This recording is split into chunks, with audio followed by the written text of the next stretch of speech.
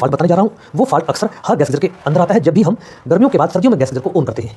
Fault का नाम है, जैसे ही आप टैप को खोलते हो या नल को खोलते हो तो हमारे गैस गीजर से कोई भी आवाज़ नहीं आती, ना लाइटर का साउंड आता है, ना रिले का साउंड आता है और ना ही कोई फ्लेम जलती है। इस अवस्था में हमें कहाँ से फॉल्ट फाइंडिंग शुरू करनी चाहिए और उसकी फॉल्ट फाइंडिंग क्या है, ये सभी बातें मैं आज आपको इस वीडियो में बताऊंगा और कोशिश करूँगा कि वीडियो को ज़्यादा लंबा ना कर पाऊँ। इसलिए संक्षेप में आप ध्यान से सुन रहिएगा, वीडियो को स्किप मत कीजिएगा, विशेषकर जो दोस्त नए हैं और गैस गीजर का आपको सीखना चाह रहे हैं। तो दोस्तों, कस्टमर आपको बताता है कि मेरा गैस गीजर पानी गर्म नहीं कर रहा, तो जब आप कस्टमर के घर जाएंगे आपको कहाँ से शुरुआत करनी है मैं आपको बताऊंगा। सबसे पहले आप नल को खोलकर चेक कीजिए। नल खोलने के बाद क्या गैस गीजर से कोई साउंड आ रहा है, लाइटर का साउंड आ रहा है या नहीं आ रहा है, या हल्का आ रहा है, बिल्कुल नहीं आ रहा, रिले का साउंड बिल्कुल नहीं आ रहा, फ्लेम नहीं जल रही, तो इस अवस्था में आपको सारा ध्यान केंद्रित करना है आपके बैटरी बॉक्स के ऊपर। क्योंकि दोस्तों, बैटरी बॉक्स की जो 3 वोल्ट पावर है वो हमारे सर्किट बॉक्स को नहीं मिल रही, इसी वजह से हमारा कोई भी गैस गीजर फंक्शन काम नहीं कर रहा। तो सबसे पहले आपको बैटरी बॉक्स को खोलना है। जैसे आप बैटरी बॉक्स को खोलेंगे आपको चेक करना है नीचे वाली पत्ती, इस पर स्क्रीन लगा हुआ है, अगर स्क्रीन टूट गया है, जंग लग गया है या फिर हरे रंग का कोई कार्बन दिखाई दे रहा है उसे साफ कीजिए। अगर बिल्कुल पत्ती गायब हो चुकी है तो बैटरी बॉक्स नया लगा दीजिए। अगर ये सब ठीक है तो बैटरी बॉक्स के अंदर की जो पत्तियां होती हैं उन्हें चेक कीजिए, अगर उनमें जंग लगा है या फिर टूट गई है तो इस पूरे बैटरी बॉक्स को बदल दीजिए। बैटरी बॉक्स को बदलने के बाद सेल को डालिए, दोबारा से नल खोलिए, अगर फिर भी नहीं चलता तो अपनी बैटरी की डेट को चेक कीजिए, बैटरी खत्म हो चुकी है, पुरानी हो चुकी है तो नहीं लगा दीजिए, फिर से दोबारा गैस गीजर को ऑन कीजिए, अगर फिर भी नहीं चल रहा तो इसे यहाँ छोड़ दीजिए, बंद कर दीजिए। उसके बाद बैटरी बॉक्स के ऊपर की सिरे पर 2 तारें लगी होती है जो थिंगल होती है, जो हमारी पावर को हमारे सर्किट बॉक्स में लेकर जाती है। इन्हें चेक कीजिए, टूट गई है, कट गई है, फट गई है तो उन्हें ठीक कर दीजिए। ध्यान रखिएगा जो वायर जिस रंग की वायर जिस थिंगल से खोल रहे हैं उसी थिंगल पर आपको इसे लगाना है, क्योंकि यहाँ पर प्लस और माइनस का एक सिस्टम होता है, उसी के अनुरूप आपको वायरिंग करनी है। अगर आप इसमें गलती करेंगे तो आपका गैस गीजर बिल्कुल नहीं चलेगा। यहाँ आपने सब ओके कर दिया है, गैस गीजर को ऑन कीजिए, फिर भी नहीं चल रहा।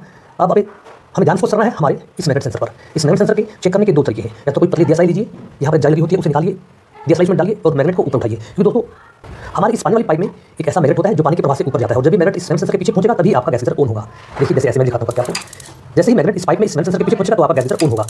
अगर आप इसे ऊपर उठा देते हैं और आपका गैस गीजर ऑन हो जाता है तो आपकी फॉल्ट फाइंडिंग हो गई है। आपका सिस्टम यही है कि या तो ये मैग्नेट पर कोई अशुद्धि आ गई है, या ये नीचे की तरफ जाम हो गया है, या फिर पानी का प्रेशर आपका कम है। पानी के प्रेशर को बढ़ाइए, जाली से लगी होती है उसे साफ कीजिए, पानी के प्रेशर का जो हमारा वाल्व होता है उसे चेक कीजिए, कहीं प्रेशर ड्रॉप तो नहीं हो रहा। इसे करने के बाद अगर आपका गैस गीजर जाता है तो आपकी फॉल्ट फाइंडिंग यहाँ पर हो जाएगी।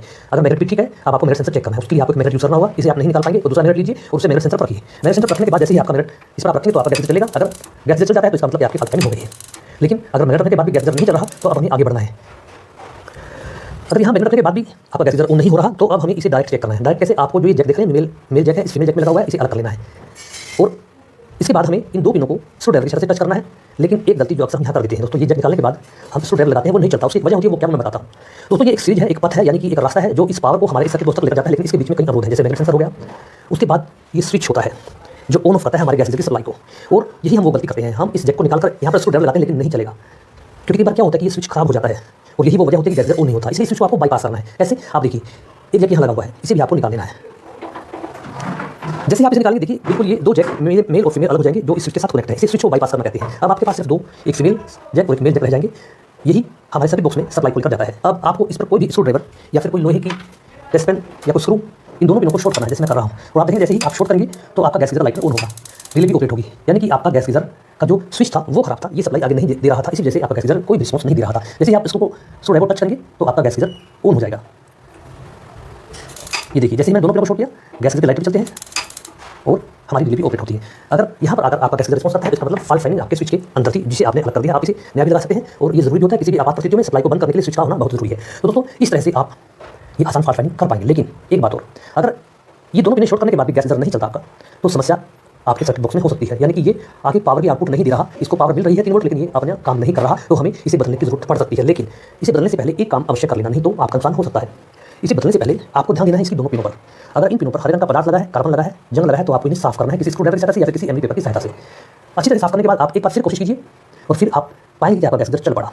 लेकिन इसे साफ करने के बाद भी अगर आपका गैस गीजर नहीं चल रहा तो हो सकता है कि यहाँ पर जंग लगा हो, वो कार्बन लगा हो, इसलिए आपको इसे भी ध्यान से देखना है। और करना क्या है, आपको इस जैक को मेल और फीमेल को बार बार लगाना है, बार बार निकालना है, बार बार लगाना है, बार बार निकालना है। ऐसा कम से कम आप 10 बार करिए तो आपके इन पिनों के अंदर जो कार्बन लगा है वो साफ हो जाएगा और आप पाएंगे कि आपका गैस गीजर चल पड़ा। दोस्तों, इसके खराब होने के चांस काफ़ी कम होते हैं, काफ़ी रेयर ही है खराब होता है। तो अगर आपका गैस गीजर का कोई भी फंक्शन काम नहीं कर रहा तो आपको जो स्टेप मैंने बताए उन स्टेप पर चलते हुए आप फॉल्ट फाइंडिंग करेंगे तो आपका गैस गीजर बिल्कुल से काम करेगा, इसमें कोई शक नहीं है। अगर फिर भी आपके सारे कंपोनेंट ठीक है, आपका सर्किट बॉक्स ठीक है, फिर भी प्रॉब्लम आ रही है तो आपको एक काम को करना है जिसे हम अंदाज कर जाते हैं। कई बार क्या होता है, ये आप वायर देख रहे हैं संतरी रंग की जो लगी हुई है यहाँ पर हमारे इस पर देखिए, ये हमारे सर्किट बॉक्स से निकली हुई वायर है और जो हमारे इस गैस गीजर के गैस नोब वाले इस पॉइंट पर लगी हुई है। कई बार ये टूट जाती है या यहाँ पर जंग लग जाता है या ये लूज हो जाती है, तो आपको इसे सही करना है। इसे टूटी है तो लगा देना है, जंग लगा है तो साफ करके लगा देना है और इसकी अवस्था को बिल्कुल चेक करना है। कई बार इसके टूटने के बाद भी आपके लाइटर काम नहीं करेंगे, बिल्कुल हल्की हल्की आवाज आएगी जो शायद आप ना सुन पाए। तो दोस्तों, ये थी आसान सी फॉल्ट फाइंडिंग। अगर गैस गीजर का कोई भी फंक्शन काम नहीं कर रहा, कोई भी आवाज नहीं आ रही, तो आप इन स्टेपों पर चलते हुए अपने गैस गीजर को ठीक कर पाएंगे। वीडियो को शेयर अवश्य करिए दोस्तों, फेसबुक पर फॉलो कीजिएगा और वहाँ पर स्टार का ऑप्शन है उसे भी दबा दीजिएगा। जो दोस्त नहीं है अगर सब्सक्राइब नहीं किया सब्सक्राइब कर दीजिएगा ताकि मेरा हर आने वाला वीडियो आपको प्राप्त हो जाए। तो दोस्तों, ये थी आसान सी फॉल्ट फाइंडिंग। गैस गीजर अगर कोई रिस्पॉन्स नहीं दे पा रहा तो आपको ये कार्य करना है। जाते जाते एक बात जो बहुत जरूरी है, अगर आप गैस गीजर के मैकेनिक हैं या कस्टमर हैं जो मेरा ये वीडियो देख रहा है, दोस्तों इस प्रकार का gas geyser, flu type gas geyser bathroom में लगाने के लिए नहीं होता। अगर बाथरूम में लगा रहे हैं तो वहाँ पर पर्याप्त वेंटिलेशन होना चाहिए। पर्याप्त उसकी भी एक परिभाषा है, वो मैं आपको आने वाले वीडियो में बताऊंगा। आपको बाथरूम में यूज नहीं करना, वेंटिलेशन पर्याप्त नहीं हो पाता और इस वजह से कोई बड़ा हादसा हो सकता है, तो कृपया आप गैस गीजर बाथरूम से बाहर ही लगाएं तो बेहतर रहेगा। वीडियो को शेयर अवश्य कर दीजिए दोस्तों, धन्यवाद।